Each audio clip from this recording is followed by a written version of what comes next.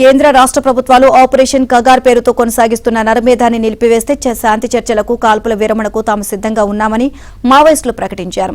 ఛత్తీస్గఢ్, మహారాష్ట్ర, ఒడిశా, జార్ఖండ్, మధ్యప్రదేశ్, తెలంగాణ రాష్ట్రాలు చేస్తున్న హత్యాకాండలను నిలిపివేయాలని, బస్తార్లో సాయుధ బలగాలను బ్యారెక్లకే పరిమితం చేయాలని, కొత్త క్యాంపుల ఏర్పాటును ఆపాలని మావోయిస్టు పార్టీ డిమాండ్ చేసింది. ఆ పార్టీ కేంద్ర కమిటీ అధికార ప్రతినిధి అభయ్ పేరిట బహిరంగ ప్రకటన విడుదలైంది.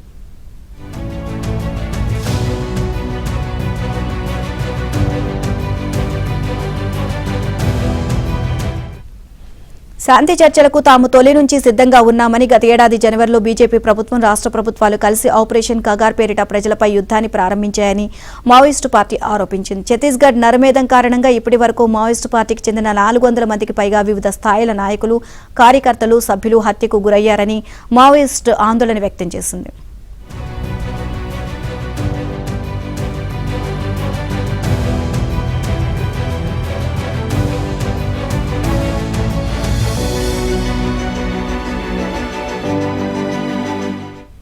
శాంతి చర్చల కోసం కేంద్ర రాష్ట్ర ప్రభుత్వాలపై ఒత్తిడి తీసుకురావాలని శాంతి చర్చల కమిటీకి, ప్రజా మేధావులకు, హక్కుల సంఘాలకు మావోయిస్టు పార్టీ విజ్ఞప్తి చేసింది.